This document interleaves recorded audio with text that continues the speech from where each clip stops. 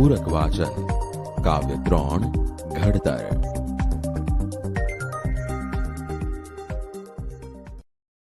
બાળ દોસ્તો, હવે આપણે કવિના જીવન વિશે પરિચય મેળવીએ.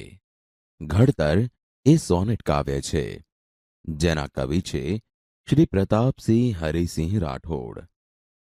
તેઓ સાહિત્ય જગતમાં સારસ્વત ઉપનામથી ઓળખાય છે. તેમનો જન્મ 1 જૂન 1941ના રોજ થયો હતો. તેઓ સાબરકાંઠા જિલ્લાના સિતવાડા ગામના વતની છે અને હાલ તેઓ શિક્ષક અને આચાર્ય પદેથી નિવૃત્ત થયા છે. મથામણ અને વાછરોટ તેમના કાવ્ય સંગ્રહો છે. આ ઉપરાંત તેમણે જવારા નામનું લોક સાહિત્યનું પુસ્તક અને એક નવલકથા પણ આપી છે. બાળ દોસ્તો, ઘડતર એ સોનેટમાં કવિએ શાળાને તીર્થ સાથે સરખાવી છે. મા બાપના જેવું જ વરદ તીર્થ એવી શાળાની મંગલ કથા, ઘડતર પ્રથા, ચિરસ્થાયી રહો એવો આદર ને પ્રેમ આ સોનેટમાં વ્યક્ત થયો છે. બાળ દોસ્તો, હવે આપણે કાવ્યનું શ્રવણ કરીએ.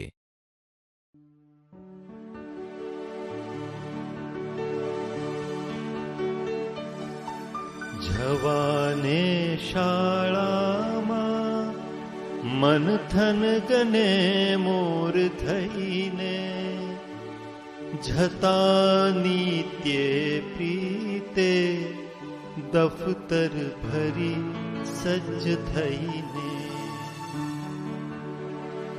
મળેલા સંસ્કારો સભર ભરી માનીય મમતા, ઉમેરાતા એમાં નિત નિત નવા ભાવ ક્ષમતા, ભણી નોખા નોખા વિષય મળતી દૃષ્ટિ નવલી, અને યોગે ધ્યાને કસરત કરી કાય કસવી, પછી ચિત્તે હૈયે મન પર પડી ભાત ઉમદા, ખરે વિદ્યા સોહે વિનય ભર વ્યવહાર કરતા, વિવેક આનંદે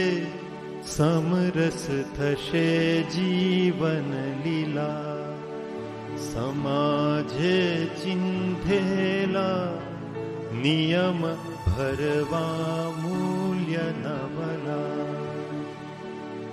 ભૂસાયા ભેદો સૌ હૃદય જગ બંધુત્વ ભજશું, પશુ પંખી વૃક્ષો સહુય સહ અસ્તિત્વ રચશું, ઉછેર્યા મા બાપે પણ અવર તું તીર્થ વરદા, ટકી રહે તારી માં ઘડતર પ્રથા મંગલ કથા, ટકી રહે તારી માં ઘડતર પ્રથા મંગલ કથા.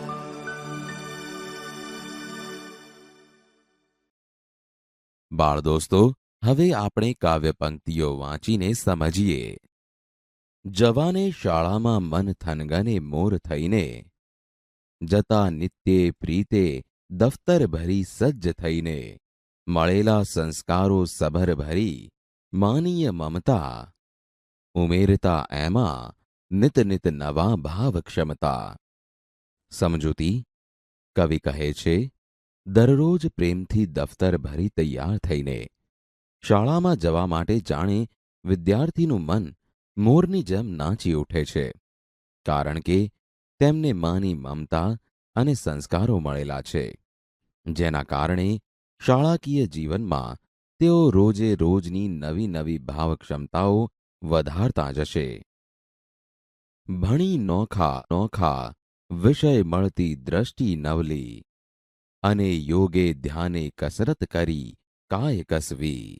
પછી ચિત્તે હૈયે મન પર પડી ભાત ઉમદા, ખરે વિદ્યા સોહે વિનયભર વ્યવહાર કરતા. સમજૂતી: શાળામાં જુદા જુદા વિષયો ભણવાથી તેમને નવી દ્રષ્ટિ મળે છે અને વળી યોગ, ધ્યાન જેવી કસરત કરવાથી તેમનું શરીર કસાય છે. આમ કરવાથી એમના મન, હૃદય અને ચિત્ત પર સારી છાપ પડે છે. ખરેખર તો વિદ્યા વિનયથી જ શોભે છે, એટલે કે વિદ્યા વિનયભર્યો વ્યવહાર કરવાથી જ શોભે છે. વિવેક આનંદે સમરસ થશે જીવન લીલા, સમાજે ચિંધેલા નિયમ ભરવા મૂલ્ય નવલા.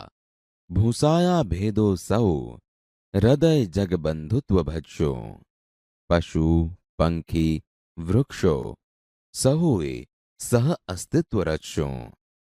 સમજૂતી: આનંદ અને વિવેકપૂર્ણ જીવન વ્યવહારથી આપણી જીવન લીલા સમાન એકાત્મ ભાવવાળી થશે. સમાજે આપણને નિયમો દેખાડ્યા છે. આ નિયમો પ્રમાણે આપણે જીવન વ્યવહાર ચલાવીને તેમાં નવા મૂલ્યો ઉમેરવા છે, જેના કારણે જાત જાતના ભેદભાવો દૂર થશે અને દરેકના હૃદયમાં વિશ્વબંધુત્વની ભાવના જાગશે. હવે આપણે સહુ પશુ, પંખી અને વૃક્ષો સાથે હળીમળીને સહજીવન રચીશું. ઉછેર્યા મા બાપે પણ અવર, તું તીર્થ વરદા, ટકી રહે તારી માં, ઘડતર પ્રથા મંગલ કથા. સમજૂતી: દરેક બાળકને પ્રારંભિક સંસ્કાર તો માતા પિતા જ આપે છે, એટલે કે માતા પિતા જ આપણને ઉછેરે છે. કવિ અહીં શાળાને પ્રાર્થના કરતા કહે છે, હે શાળા, તું અમારી બીજી માં બનીને અમારું ઘડતર કરજે. તું વરદાન આપનાર પવિત્ર તીર્થ બનજે. હે માં, તારી ઘડતર પ્રથા અને મંગલ કથા સદાય ચિરસ્થાયી બની રહે.